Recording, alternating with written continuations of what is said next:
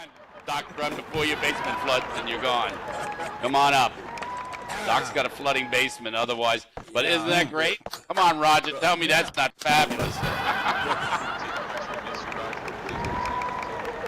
Yes. Yeah, because they we will, can replace trust you. me, they will make fun of you while you're gone. You'll hear about it. Okay. I got some news, folks. It's good news. I am no longer working in D.C. Whoa. Mm. Congrats. Whoa. Good. I took the plunge, and now I'm much closer to home. I'm an hour closer each way. It's more money. It's no That's fucking good. weekends. And I've been there now with the company. It's a good company. I've known the owner for a long time. I've been with the company for going on 3 weeks. I've just gone through my third promotion in 3 weeks. Whoa. Now, You're good. Admittedly, the first one was an unexplained poisoning. The second one was hit by a truck, and the third was an unexplained accident involving a cattle prod. But you know, it is what it is. Okay. Right now, I have a name tag with my title. I write it in an erasable marker. But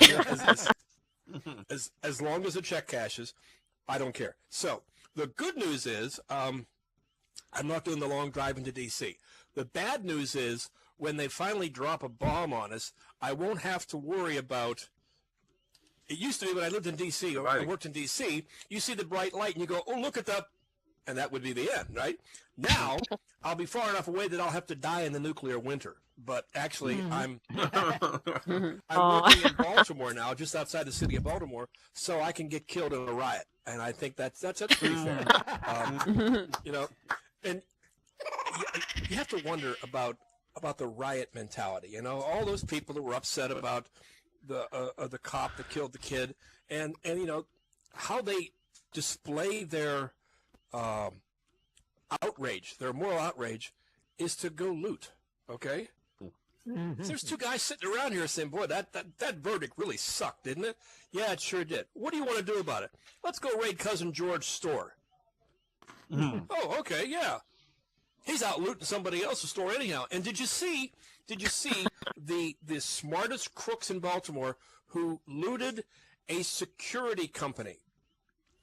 Do you think there was one or two cameras running at the time they were stealing them? Okay, that's going to make it on worlds. That's going to before they got their pictures taken. Yeah, then they stole the cameras. Okay, now I don't have much because I've been working a lot, and again I've had 3 different offices in 3 weeks, so I'm really not sure what I am. I just know that I'm happy, and that's good. So I got a couple things. I just want to bring out one thing before I go to my old mainstay here. The story on the news about FIFA, the World Cup soccer people. FIFA. You say tomato, I say, you know. Bonnie Pfeiffer. Yeah. Barney Pfeiffer. They use the president was reelected by somewhat of a landslide, from what I understand.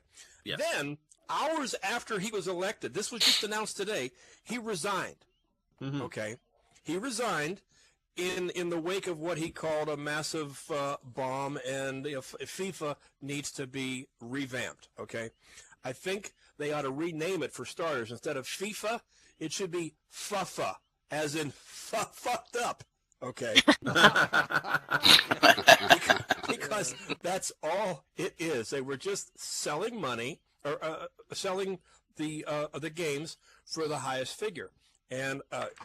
If there's one thing I can't stand, it's corruption in sports. It really has to stop. Now, as Lawrence said, we had the biblical floods here yesterday, something on the order of about 6.5 inches, and my sump pump is crying its last cat call here. So I have another one to switch out. And I've gotten to the point where I can switch it out, plumbing and all, in under 30 seconds. So Roto-Rooter got nothing on me, baby, okay? So what I'm going to do is thank everybody. I'm going to tell you that I will be back more often now because I will be home before midnight. And Everything's going good with the book. We launch our Indiegogo campaign by the end of the month, and we're hoping to get a guest spot on one of the local national overnight television shows to help us get some exposure. So when that happens, I'll give that all to you. But for right now, I'm gonna say thanks for having me back and close it out with this week's edition of the Lightning Round. A bit political. Okay. Yay! A new poll found that almost 70% of voters say that whoever our next president is, they must have political experience. You know, because it'd be rude to say anyone but Donald Trump. Hillary Clinton is trying to get the young vote. She's doing her best to win over millennials. Hillary's telling millennials if all goes well, she too plans to move back into the home where she lived in the 1990s. Oh. Former Texas Governor Rick Perry said yesterday, knowing what we know now, he would not have invaded Iraq. Mostly because what we know now is that Rick Perry will never be president. A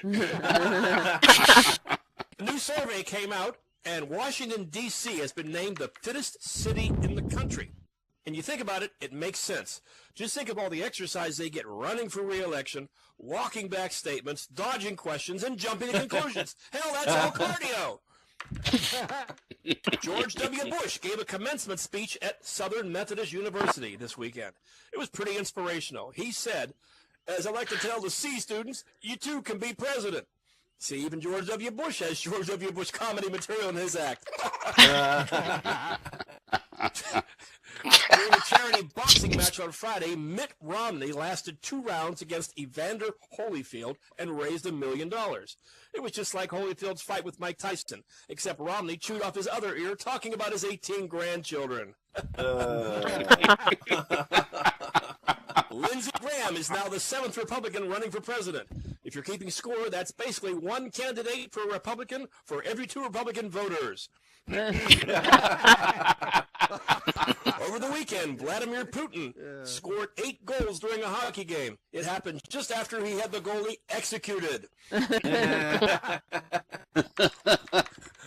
Unusual weather this time of year for around here. Today it was 68 and foggy. No, wait, that's me. I'm sorry, that was me. President Obama joined Twitter today with a tweet that began, "Hello, Twitter." His bio says, quote, "Dad, husband, and President of the United States." He didn't have to say dad. We got that when he tweeted, "Hello, Twitter." In healthcare news, Jeb Bush says that recently he believes apps on the Apple Watch could help Americans better manage their health care than Obamacare. So there you go. If you can't afford health care, just buy yourself an Apple Watch.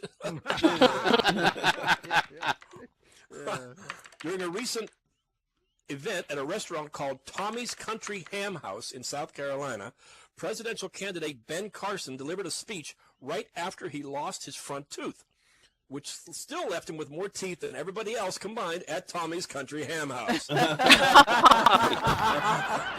Former New York Governor George Pataki may enter the race for president. It's not definite, but he tweeted he'll announce his 2016 plans on May 28th in New Hampshire. Well, what's he going to do? Go to New Hampshire to say he's not running?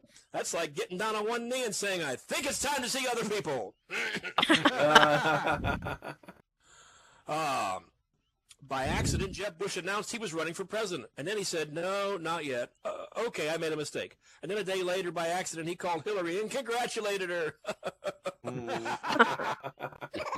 Hillary Clinton's younger brother, Tony, is facing criticism for using the Clintons' political connections to help his career. So, on the downside, she has a sketchy brother named Tony. On the upside, she just locked up every vote in New Jersey. They're making a movie about Barack and Michelle Obama's first date called South Side with You. And the producers say they've already cast someone to play the young Barack Obama. Now, I'm not saying the president's aged a lot, but that young actor is Morgan Freeman. Even the White House is weighing in on the Deflategate scandal. Yesterday, they encouraged Tom Brady to be mindful of the way he serves as a role model. And then President Obama stuffed out his cigarette and went golfing at noon on a weekday. I